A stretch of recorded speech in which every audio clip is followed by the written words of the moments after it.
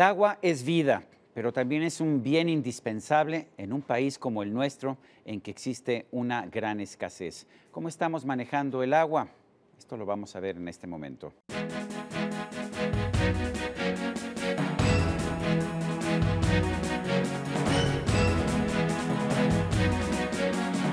Roberto Ramírez de la Parra es comisionado de la CONAGUA, la Comisión Nacional del Agua. Es la organización, la institución, la dependencia oficial que se encarga precisamente de administrar el agua a todo lo largo y lo ancho de la República. Para mí es un gran placer, Roberto, tenerte con nosotros aquí en la entrevista. Cuéntanos, hay una ley general de agua que se discutió en la legislatura anterior y que pues no se aprobó finalmente. ¿Cuál es la situación? ¿Es una buena ley? ¿Es una mala ley? ¿Hay que hacerle modificaciones? ¿Cómo ves tú las perspectivas de esta legislación? Mira, yo creo que hay que partir primero de la necesidad de tener una nueva ley, ¿no? Independientemente de este mandato constitucional, que cuando se modificó el artículo 4 constitucional para incorporar el derecho humano al agua y se estableció que había que emitir por parte del Congreso de la Unión una nueva ley general del agua, independientemente de esta obligación que ya está en la Constitución, me parece que nuestro país ha cambiado mucho en los últimos años, principalmente por el tema del cambio climático, y tenemos que hacer frente a la realidad de nuestro país a través de una nueva ley. La ley que hoy tenemos data de 1992 y requiere hoy de un nuevo marco jurídico para poder actualizar la realidad del país a lo que hoy tenemos. Como tú sabes, se discutió en el Congreso de la Unión un proyecto de ley general de agua presentado por los tres principales partidos políticos del Congreso de la Unión. Lo cual ya de por sí es bastante notable. PRI, PAN y PRD apoyaron la iniciativa. Es correcto. Me parece que la iniciativa se presentó en un momento político relevante para nuestro país, muy próximas las elecciones correspondientes al ¿Se politizó, Congreso. se partidizó? Y me parece entonces que la ley se politizó más que poder analizar realmente desde el punto de vista técnico los beneficios y las cuestiones que podía tener que eran necesarias de modificar. Cualquier ley es perfectible, ojalá y las leyes fueran perfectas y pudiéramos transitar en ese sentido. Pero cualquier ley es perfectible, entonces me parece que en ese sentido este espacio que abrió el Congreso de la Unión para efectos de poder discutir esos temas que causaron polémica es un buen espacio para poder revisar todas aquellas cosas que es necesario aclarar y si hay la necesidad de modificarlas para poder aprobar una ley que sea mejor para todos. Mucha gente se sorprende al escuchar que 2/3 partes del agua de nuestro país se utilizan para la agricultura. ¿Esa es la forma correcta? Eso ocurre, de hecho, en todos los países del mundo, ¿no es así? Es correcto. Es más de 2/3 partes. Las 3/4 partes del agua se utiliza en la parte agrícola, más del 70% se utiliza en este sentido en la parte agrícola. Y sí, efectivamente, el tema de la suficiencia alimentaria es un tema relevante no solamente para México, sino en el mundo, para todos los países. Nosotros somos un país que durante muchísimos años ha basado gran parte de su economía en la parte agrícola. Hoy no es la excepción y luego entonces el tema del agua está enfocado también mucho a ese tema de la parte agrícola y para buscar la parte de la suficiencia alimentaria. Se ha hablado o se cuestionó esta ley, por lo menos lo hicieron algunos grupos políticos, porque decían que privatizaba el agua. ¿Eso es cierto? Mira, la administración de las aguas, en términos de la misma Constitución, de nuestro artículo 27 constitucional, corresponde a la nación. Y entendiendo por la nación, al representante es el gobierno, en este caso la federación.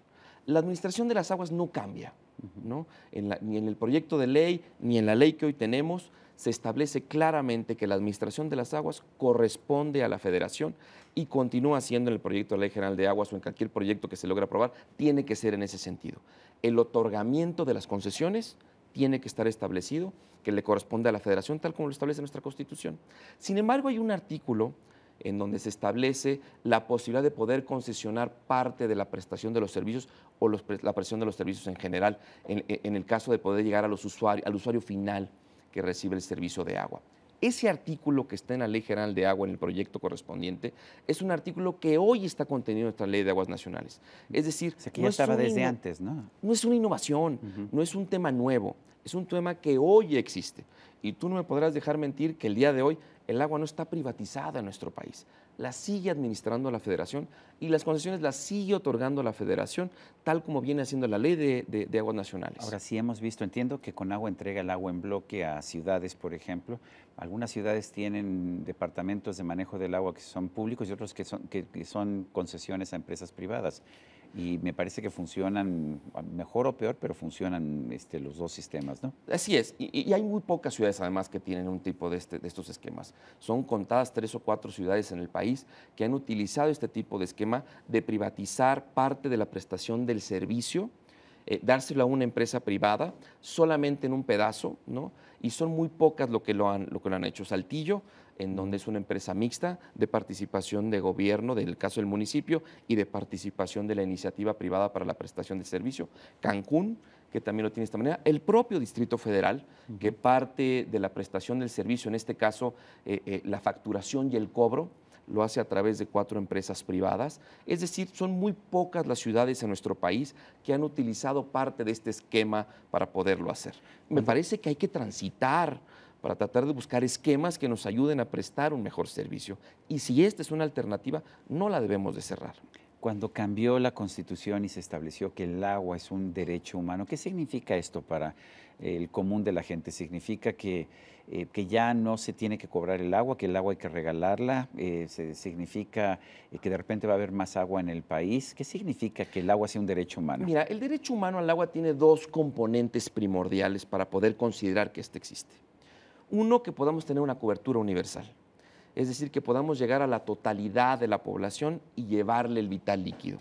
Y el segundo tema es, tenemos que darle un mínimo para poder subsistir, lo que se le ha llamado un mínimo vital desde el punto de vista internacional, y que es una cantidad de litros de agua por habitante al día que debe de tener como mínimo para poder subsistir. ¿Qué es cuánto? La legislación a nivel internacional, principalmente la UNESCO, la ONU, quienes han platicado de este tema, y la Organización Mundial de la Salud, han establecido que el mínimo vital está entre 50 y 100 litros por habitante al día. Es un parámetro que establecieron entre un mínimo y un máximo, digámoslo así, para poder otorgar un mínimo de vida, digamos, a la población, ¿no? Y me parece que la Ley General de Agua tiene que transitar en ese sentido, a poder establecer este parámetro entre 50 y 100 litros de agua, tal como lo establece la Organización Mundial de la Salud. ¿Cuáles son los retos para Conagua? ¿Estamos administrando bien nuestra agua? ¿Hay cosas en donde podamos mejorar? Mira, el acceso al agua fácil en nuestro país ya se terminó, como se terminó en cualquier parte del mundo. Si nosotros nos ubicamos dentro del contexto internacional y desde el punto de vista geográfico, nuestro país se encuentra en la misma latitud que los grandes desiertos en el mundo, que el desierto del Sahara y que el desierto del Arábigo. Esto quisiera decir que gran parte del norte de nuestro país debería ser completamente desierto. Gracias a Dios, ¿no? Y algunos van a decir que a lo mejor estoy un poco loco por decirlo de esta manera, tenemos los fenómenos hidrometeorológicos. Sí, gracias a Dios y a los huracanes. Es correcto. Entonces, el que tengamos este tipo de fenómenos nos ayuda a hacer frente a esta realidad geográfica que tiene nuestro país y poder tener agua. La población sigue creciendo, el cambio climático ya es una realidad de nuestro país, y luego entonces tenemos que buscar esquemas para poder acceder al agua de una mejor manera, porque ya el subsuelo ya no es una opción en este momento en nuestro país. Está sobreexplotado algunos de los acuíferos de nuestro país, que casi el 25% de los acuíferos de nuestro país están sobreexplotados. Entonces tenemos que buscar otras fuentes alternativas. Y además, los fenómenos hidrometeorológicos cada día se acrecentan más desde el punto de vista de los huracanes, pero también del otro lado las sequías también empiezan a ser un tema mucho más relevante, no solamente en México, sino en el planeta. Ahí está California en este momento viviendo la peor sequía de su historia. Y esto afecta a Sonora y a Baja California, ¿no es así? ¿Cuál es el futuro del agua en un estado como Baja California o como el norte de Sonora? Mira, me parece que una de las grandes opciones y que estamos platicando con el gobierno de Baja California precisamente para poderlas llevar a cabo es el tema de salar agua. El día de hoy nosotros es muy caro, ¿no? Ya no es. Ya no es tan caro. Ya no es tan caro. Ya la tecnología en el paso del tiempo ha ido mejorando y eso ha hecho que el costo de la desalinización haya bajado. Nosotros actualmente estamos construyendo una desalinizadora en Ensenada y estamos platicando con el gobierno del estado para tratar de buscar la opción de poder hacer una en la zona de Rosarito que pudiera alimentar a la parte de Tijuana y de esa forma empezar a buscar otro tipo de esquemas que nos ayuden a acercar el agua a la población. Esa zona se ha alimentado del río Colorado, pero el río Colorado es cada vez menos río, ¿verdad?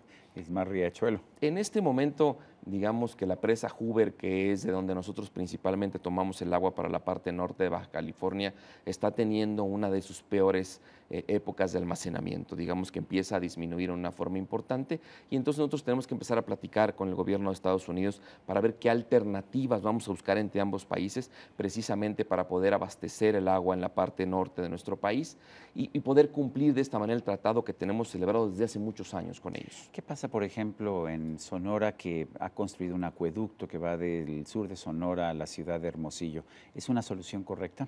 Mira, en la zona sur de Sonora hay una infraestructura suficiente para poder almacenar más de 6,000 millones de metros cúbicos de agua.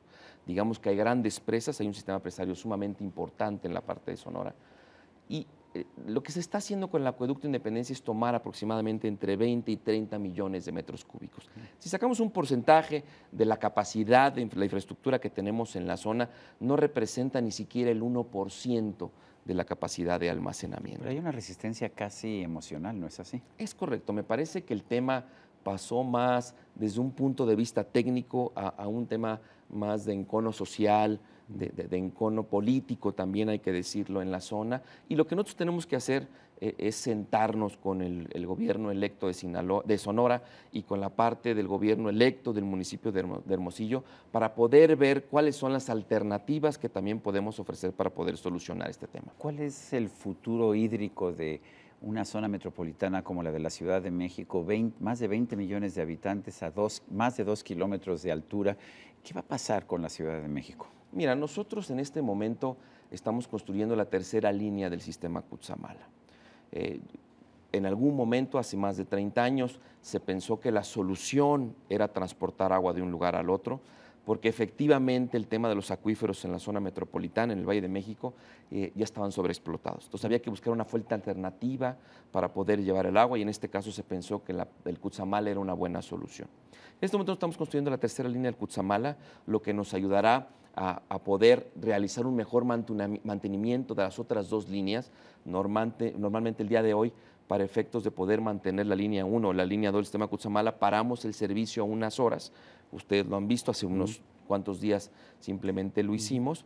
La reducción es pequeña, pero al final de cuentas paramos. Impacta, sí. La intención es que esta tercera línea pueda suplir estos paros que estamos realizando para efectos del mantenimiento. Pero esta no es la solución de largo plazo, ¿verdad? Y también estamos pensando en el tema de estos acuíferos ultraprofundos que estamos analizando, ¿no? Ya se hizo la exploración de uno. ¿Es agua potable la que hay en esos acuíferos? Es correcto. Y si no lo fuera, hay que pensar también que el día de hoy existe suficiente tecnología para poder hacer a cualquier tipo de agua con cualquier componente químico o de contaminación que ésta pudiera tener agua potable. Digamos que ya hay la tecnología para poderlo hacer. Con las enormes lluvias que recibimos en la Ciudad de México, ¿no hay forma de tratar de captar un mayor porcentaje de esa agua?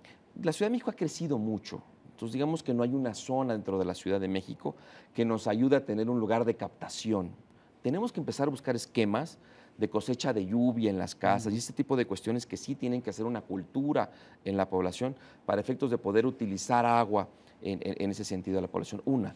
Y dos, también hay que empezar a pensar en utilizar agua residual tratada. ¿No? En aquellos procesos, principalmente en la industria, que no requieren de agua potable, tenemos que empezar a intercambiar esa agua potable por agua residual tratada y de esa forma poder tener una mayor disponibilidad. Roberto Ramírez de la Parra, director general de Conagua, gracias por esta conversación. Muchas gracias a ti, Sergio, por la invitación. Y a usted, amigo televidente, que hace posible este programa, se lo agradezco también. Esto es todo por hoy, pero no se lo olvide. Nos vemos la próxima.